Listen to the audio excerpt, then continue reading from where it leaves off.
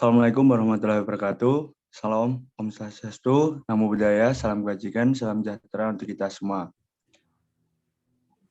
Di sini saya dan teman kelompok saya akan mempresentasikan keselamatan, kesehatan, keamanan kerja, dan lingkungan kerja atau K3L.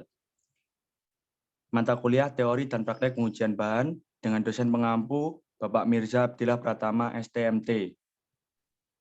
Untuk selanjutnya, perkenalkanlah nama saya Albert Devi Triawan dengan NIM 2105216180078 dan teman saya Arthur Arileo dengan NIM 2105216180016. program Pendidikan S1 Pendidikan Teknik Bangunan Fakultas Teknik Universitas Negeri Malang. Next.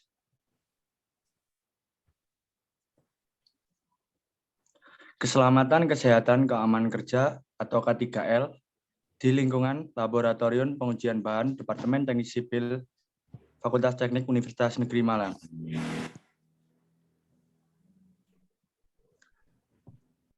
Pendahuluan. Laboratorium merupakan tempat di mana berbagai teori ilmiah diterapkan, pengujian teoritis, eksperimen terbukti, penelitian, dan lain-lain, dengan menggunakan alat bantu yang menjadi penunjang dari fasilitas dengan kualitas yang memadai. Kata-kata tersebut menurut dari MDA dan Latanda J tahun 2017. Laboratorium Teknik Sipil Universitas Negeri Malang merupakan tempat untuk melakukan sebuah praktikum bagi para mahasiswa teknik sipil sebagai suatu tempat praktikum. Tentunya masalah K3 perlu diperhatikan sangat serius. Berbagai potensi bahaya yang akan dijumpai dalam laboratorium teknik sipil tentunya kita membutuhkan pengendalian yang efektif untuk mendukung segala proses pencegahan terjadinya risiko tersebut dengan mempertimbangkan keselamatan dan kesehatan kerja atau K3 di laboratorium. Selanjutnya jelaskan teman saya. Metode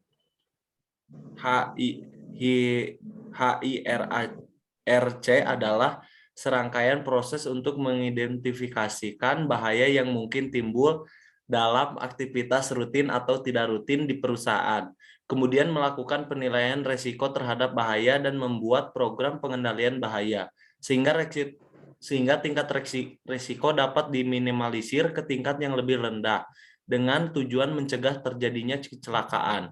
Menurut Ramli S. Jajaningrat H. Paptono R. Priyadi K. tahun 2010. Metode inilah yang nantinya dapat menentukan arah penerapan K3 dalam laboratorium sehingga nanti dapat ditentukan solusi dan permasalahannya sendiri. Untuk asesmen tempat kerja, tabel 1, identifikasi bahaya, risiko, tindak lanjut, dan rekomendasi. Di sini ada jenis kegiatan, bahaya, risiko, tindak lanjut, dan rekomendasi. Yang pertama ialah pengambilan material bahan. Untuk bahayanya, abu semen berterbangan. Risikonya, 1. Gangguan pernapasan. 2. Iritasi pada mata. Untuk tindak lanjutnya yaitu memakai masker. Yang kedua, menjaga jarak material dengan wajah. Untuk rekomendasinya ialah 1. Peringatan menggunakan APD pada material yang berisiko. Yang kedua, melakukan pengujian di tempat yang bersirkulasi udaranya baik. Untuk yang kedua, jenis kegiatannya ialah pengambilan material bahan, sama bahayanya sendiri pasir yang tertutup angin. Untuk resikonya gangguan pernapasan dan iritasi pada mata juga. Untuk tindak lanjutnya menggunakan masker, yang kedua menjaga jarak material dengan wajah. Untuk rekomendasinya sendiri, peringatan menggunakan APD pada material yang berisiko, dan yang kedua melakukan pengujian di tempat yang sirkulasinya udaranya baik. Selanjutnya akan dijelaskan oleh teman saya. Ya, untuk selanjutnya, untuk nomor 3, jenis kegiatan, pengembalian material bahan dengan bahaya kerikil yang tajam.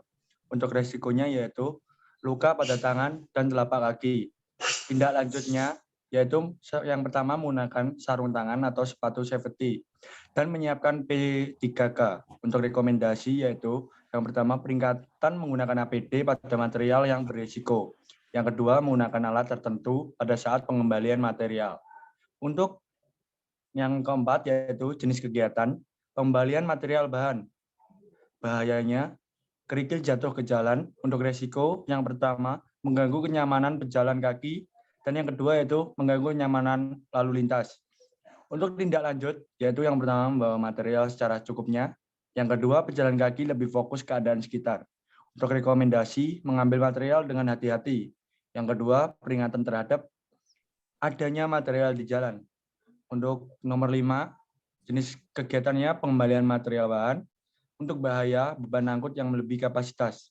Untuk resiko, yang pertama, punggung terasa nyeri, dan yang kedua, tangan terkilir. Untuk tindak lanjut, yang pertama mengangkat beban dengan gerobak, yang kedua mengangkat beban dengan posisi badan yang tepat. Untuk rekomendasi yaitu yang pertama material diangkat dengan beban secukupnya. Yang kedua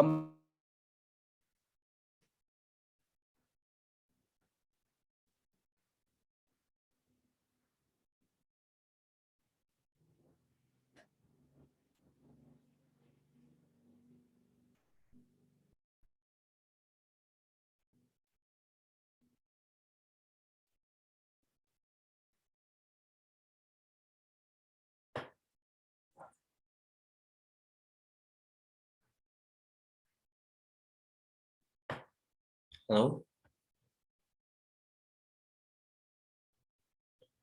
Untuk yang baik saya lanjutkan dulu terlebih dahulu. Untuk yang kelima, yang keenam ialah pengujian bahan. Untuk bahayanya gelas ukur pecah. Untuk resikonya sendiri tangan dan kaki terluka. Untuk tindak lanjut, 1. Menggunakan sarung tangan, 2. Menyiapkan P3K. Untuk rekomendasinya sendiri menggunakan gelas ukur dengan hati-hati. Yang kedua, melihat petunjuk praktikum dengan benar dan teliti.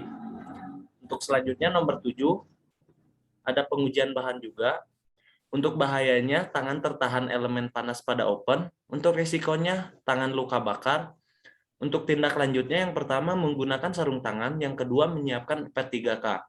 Untuk rekomendasinya sendiri, yang pertama membuat peringatan beberapa menggunakan APD pada alat yang menghasilkan panas. Yang kedua, melihat petunjuk penggunaan oven. Untuk yang kedelapan, pengujian bahan. Untuk bahayanya sendiri, mesin uji gradasi agregat kasar tidak mengikat kuat set saringan. Untuk resikonya, set saringan jatuh dan menimpa praktikan. Yang untuk tindak lanjut yang pertama, memasang set saringan dengan kuat. Yang kedua, menjaga jarak pada mesin. Untuk rekomendasinya, yang pertama, memastikan set terpasang dengan kuat sebelum pengujian. Yang kedua, melakukan maintenance pada mesin. Dan yang kesembilan, pengujian bahan juga. Untuk bahayanya sendiri, kontak langsung dengan padatan sodium. Resikonya, tangan terasa gatal-gatal. Untuk tindak lanjutnya sendiri, menggunakan alat tertentu saat pengambilan sodium. Yang kedua, menyimpan sodium di tempat yang aman. Untuk rekomendasinya, membuat peringatan adanya senyawa berbahaya. Untuk yang kedua, menggunakan wadah tertutup dan terkunci untuk padatan sodium.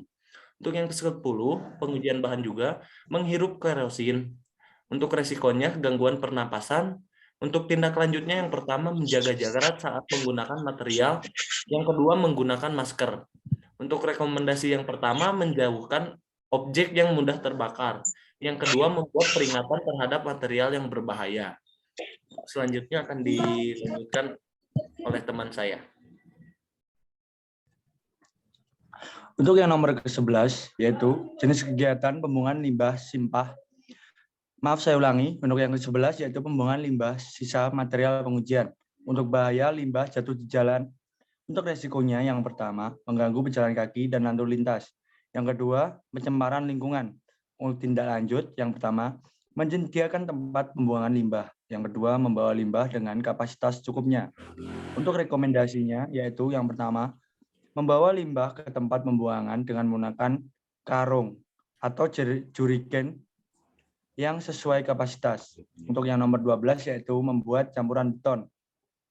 Bahayanya mesin mixer yang berputar. Untuk resikonya yaitu tangan terluka karena terjepit mesin. Tindak lanjut, yang pertama memastikan alat berhenti sebelum tangan masuk. Yang kedua menyiapkan K3. Untuk rekomendasinya, yang pertama adanya pendamping saat memakai mesin. Yang kedua melihat petunjuk dengan benar untuk pemakaian mesin. Untuk nomor ke-13 yaitu membuat campuran beton. bahayanya saklar mesin terkena air, resiko konsleting. Untuk tindak lanjut, meletakkan saklar menjauh daerah basah atau mudah terkena air. Untuk rekomendasi yaitu menaruh air di mixer dengan hati-hati agar tidak terkena saklar. Untuk nomor 14 yaitu jenis kegiatan membuat campuran beton, bahayanya mengangkat bahan material ke dalam mixer. Untuk resikonya yang satu tangan terkilir, yang kedua punggung nyeri. Untuk tindak lanjut mengangkat bahan dengan posisi yang tepat. Untuk rekomendasinya yaitu yang melakukan pemanasan sebelum mengangkat beban. Untuk nomor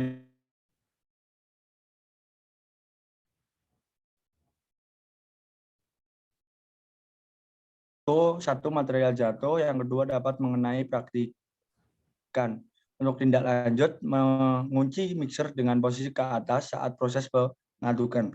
Untuk rekomendasi yaitu mencegah posisi mixer sudah terkunci sebelum mesin dihidupkan. Next. Untuk selanjutnya akan dijelaskan oleh teman saya. Baik, untuk nomor 16 jenis kegiatannya pengujian terkuat tekan beton. Untuk bahayanya sendiri mempersiapkan mesin uji tekan, resikonya terjepit mesin uji tekan. Untuk tindak lanjutnya yang pertama adanya pendamping saat penggunaan mesin, yang kedua adanya petunjuk penggunaan mesin. Untuk rekomendasinya melakukan maintenance secara rutin, yang kedua memastikan alat aman untuk digunakan. Yang ke-17 pengujian terkuat tekan beton. Untuk bahayanya puing beton terlempar saat pengujian. Untuk resikonya puing beton mengenai praktikan. Untuk tindak lanjutnya, satu, memasang penutup besi pada mesin pengujian. Yang kedua, membersihkan mesin secara berkala. Untuk rekomendasinya, satu, menutup dengan rapat kisi-kisi pada mesin. Yang kedua, menyesuaikan kecepatan berdasarkan standar. Yang kedelapan, penggunaan listrik. Untuk bahayanya, kabel listrik putus atau terlepas. Resikonya, satu, konsleting. Yang kedua, tersengat aliran listrik. Untuk tindak lanjutnya, mengganti kabel yang terputus. Yang kedua, menjauhkan kabel yang terputus dengan air. Untuk rekomendasinya, melakukan perawatan dan pemeriksaan secara rutin. Untuk yang ke-19, kegiatan umum. Untuk bahayanya sendiri, penyebaran virus COVID-19. Untuk risikonya terkena atau terdampar virus COVID-19. Untuk tindak lanjutnya, yang pertama pengecekan suhu sebelum memasuki ruangan, yang kedua menggunakan masker, dan yang ketiga menjaga jarak. Untuk rekomendasinya, satu, membentuk Satgas Penanganan Virus COVID-19, yang kedua memberikan peringatan terkait penyebaran virus COVID-19. Untuk yang ke-20 yaitu evaluasi. Untuk bahayanya sendiri dalam situasi darurat, untuk resiko gagal dalam evaluasi penyelamatan diri dari bencana alam, gempa bumi, atau kebakaran. Untuk tindak lanjutnya, memberikan safety education sebelum praktikum.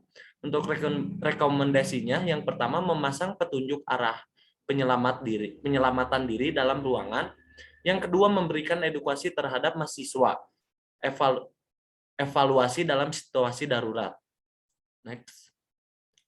Untuk pembahasannya sendiri, penilaian risiko digunakan untuk meningkatkan tingkat risiko, ditinjau dari kemungkinan terjadinya likelihood, nilai tingkat dampak atau konsekuen, dan nilai tingkat keparahan safety. Baik, untuk selanjutnya akan dijelaskan oleh teman saya. Oke, baik. Terima kasih. Untuk selanjutnya yaitu tabel yang kedua. Tabel kedua ini menjelaskan tentang nilai tingkat kemungkinan terjadinya atau likelihood. Di sini di tabel ini ada tingkat, yang kedua kriteria, dan yang ketiga ada penjelasan. Untuk tingkat 5, kriterianya yaitu almost certain. Penjelasannya terjadi setiap saat. Untuk tingkat 4 yaitu likely. Untuk penjelasannya sering terjadi. Untuk tingkat 3, kriteria moderate. Penjelasan terjadi sesekali. Untuk tingkat 2 yaitu unlikely, kriterianya, dan untuk penjelasannya yaitu jarang terjadi. Untuk tingkat 1 kriterianya rare, dan penjelasannya sangat jarang terjadi. Next.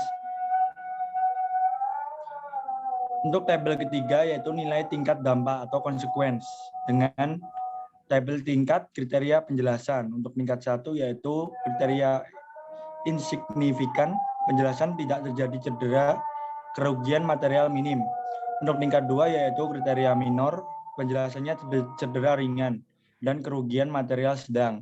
Untuk tingkat 3 yaitu moderate, Dengan penjelasan cedera sedang perlu penanganan medis, kerugian material besar. Untuk tingkat 4 yaitu major, dengan penjelasan cedera berat, kerugian material besar, dan dapat mengganggu produksi. Untuk tingkat 5 yaitu kriteria ekstrim, yaitu menyebabkan kematian atau produksi terhenti. Nilai tingkat keparahan atau severity sama dengan nilai tingkat kemungkinan dikali nilai tingkat dampak. Itu merupakan rumus dari nilai tingkat konsekuen ini. Untuk selanjutnya akan dijelaskan oleh teman saya. Pada tabel 4 yaitu matriks tingkat risiko. Untuk livelihood, ada livelihoods dan konsekuen. Ada beberapa tingkatan yang untuk tingkat yang pertama pada tabel yang pertama yaitu H. Dan yang kedua H, yang ketiga E, yang keempat E, dan yang kelima E. Untuk yang keempat, tingkat yang keempat, yang pertama M, yang kedua H, dan yang ketiga H, yang keempat E, dan yang kelima E. Untuk tingkatan yang ketiga, untuk tabel yang pertama L, yang kedua M, yang ketiga H, yang keempat E, dan yang kelima E. Untuk tingkatan yang kedua ialah yang pertama L, yang kedua L, yang ketiga M, yang keempat H, dan yang kelima E. Untuk tingkatan yang pertama L pada tabel pertama, yang kedua L, yang ketiga M, yang keempat H, dan yang kelima H. Untuk keterangan sendiri, di sini ialah extreme risk atau tidak dapat diberikan toleransi dan perlu adanya penanganan segera. Untuk H sendiri ialah high risk, memerlukan perhatian dari pihak manajemen dan melakukan perbaikan secepatnya. Untuk M sendiri ialah moderate risk, risiko dapat diterima, kondisi belum darurat. Untuk L ialah low risk, risiko dapat diatasi dengan prosedur rutin. Next. Untuk pengendalian risiko K3, yang pertama ialah eliminasi adalah usaha menghilangkan sumber bahaya di tempat kerja. Yang kedua, substitusi adalah mengganti dengan metode yang lebih aman dan material yang tingkat berbahaya satu lebih rendah. Yang ketiga, rekayasa teknik adalah melakukan modifikasi teknologi atau peralatan guna menghindari terjadinya kecelakaan.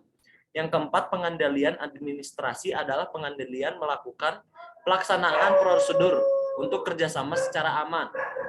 Untuk yang terakhir ialah alat perlindungan diri. Alat perlindungan diri yang memenuhi standar dan harus dipakai oleh semua pekerjaan sesuai dengan pekerjaannya. Yang untuk selanjutnya akan dijelaskan teman saya. Oke, baik. Untuk selanjutnya yaitu merupakan tabel 5. Tabel 5 mempunyai jenis yaitu analisis risiko dan klasifikasi pengendalian risiko.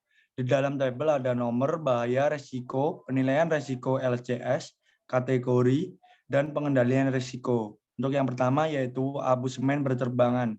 Untuk risikonya yaitu gangguan pernapasan, iritasi pada mata. Penilaian risiko L-nya 3, C-nya 1, S-nya 3. Untuk kategori L, pengendalian risiko rekayasa teknik. Untuk yang kedua, bahaya pasir yang tertiup angin. Risikonya gangguan pernapasan. Untuk penilaian risiko L3, C1, S3. Kategori L dengan pengendalian risiko yaitu rekayasa teknik. Untuk yang ketiga yaitu kerikil tajam. Untuk risikonya luka pada tangan dan telapak kaki. Untuk penilaian risiko L3, C2, dan S6. Untuk kategori M. Untuk pengendalian risiko yaitu alat pelindungan diri. Untuk yang keempat yaitu kerikil yang jatuh ke jalanan. Untuk risikonya yaitu mengganggu kenyamanan pejalan kaki dan lalu lintas. Untuk penilaian risiko yaitu L3, C1, S3, kategori L. Untuk penilaian risiko yaitu rekayasa teknik. Untuk nomor 5 yaitu bahaya beban angkut yang melebihi kapasitas. Untuk risikonya punggung terasa nyeri dan tangan terkilir. Untuk penilaian risikonya yaitu L ada 3, yang C ada 2, dan S ada 6. Untuk kategorinya yaitu M. Dengan pengendalian risiko yaitu alat pelindung diri. Next.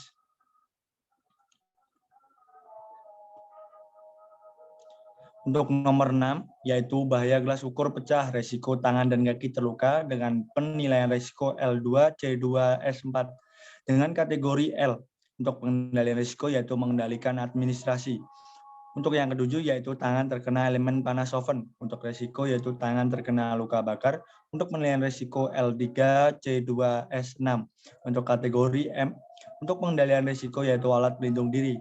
Untuk nomor 8 yaitu mesin uji gradasi agregat kasar, tidak mengikat kuat set saringan. Dengan resiko set saringan jatuh dan menimpa praktikan. Penilaian resiko L2C1S2 dengan kategori L yaitu pengendalian risiko, pengendalian administrasi. Untuk yang ke-9 yaitu kontak langsung dengan padatan sodium dengan risiko tangan terasa gatal-gatal. Untuk penilaian risiko yaitu SL3C1S3 dengan kategori L yaitu penilaian risikonya ya alat pelindungan diri. Untuk nomor 10 yaitu bahaya menghirup kerosin dengan risiko gangguan pernapasan dengan penilaian risiko yaitu L3C1S3 dengan kategori L penilaian risiko yaitu rekayasa teknik. Next. Untuk selanjutnya akan dijelaskan oleh teman saya. Baik, untuk selanjutnya ya ada yang ke-11. Mohon maaf, bisa dilanjutkan oleh teman saya. Oke, saya akan melanjutkan lagi. Untuk nomor ke-11 yaitu bahaya limbah jatuh di jalan. Untuk resikonya yaitu pencemaran lingkungan mengganggu pejalan kaki dan lalu lintas.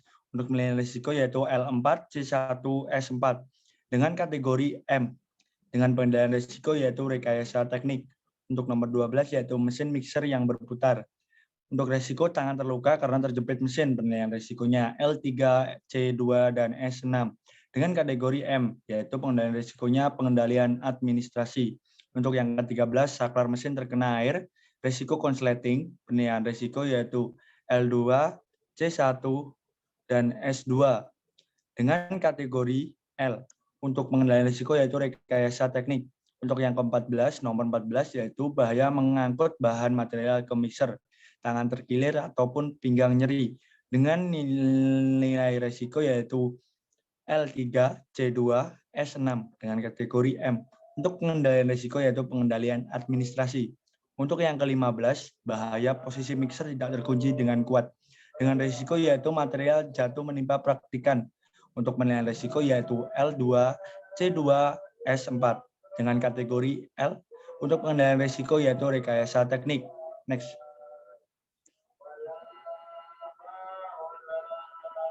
Untuk yang nomor 16 yaitu bahaya pengoperasian mesin uji tekan. Risiko terjepit mesin uji tekan dengan penilaian risiko L1C4S4 kategori H. Pengendalian risiko pengendalian administrasi. Untuk nomor 17 yaitu puting beton terlempar saat pengujian dengan risiko puing beton mengenai praktikan dengan penilaian risiko L4C1S4 dengan kategori M dengan pengendalian risiko yaitu rekayasa teknik. Dan nomor 18 yaitu kabel listrik putus atau terkelupas dengan risiko konsleting tersengat aliran listrik dengan penilaian L1C2S2 dengan kategori L dengan penilaian risiko yaitu rekayasa teknik.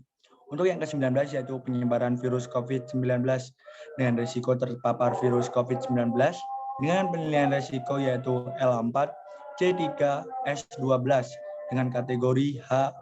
Untuk pengendalian risiko yaitu pengendalian administrasi dan nomor 20 yaitu dalam situasi darurat dengan risiko gagal dalam evakuasi penyelamatan diri dengan penilaian risiko yaitu L1C3S3 dan kategori M. Untuk pengendalian risiko yaitu pengendalian administrasi. Untuk selanjutnya akan Baik, terima kasih kepada teman saya yang sudah melanjutkan tadi. Baik, di sini juga saya akan melanjutkan. Dari hasil yang didapatkan dari tabel 5, dapat dijabarkan bahwa kecelakaan kerja yang terjadi pada lokasi observasi dengan risiko rendah adalah 50%, dengan risiko sedang ialah 40%, dan risiko tinggi ialah 10%. Tidak ada aktivitas yang menimbulkan risiko ekstrim. Selanjutnya, next. Dan dari hasil yang didapatkan dari tabel 5, pengendalian risiko yang dilakukan didominasi oleh langkah rekayasa teknik 45%, dan yang ke pengendalian administrasi ialah sebesar 35%, dan yang terakhir alat pelindung diri sebesar 20%. Baik, selanjutnya akan dilanjutkan oleh teman saya.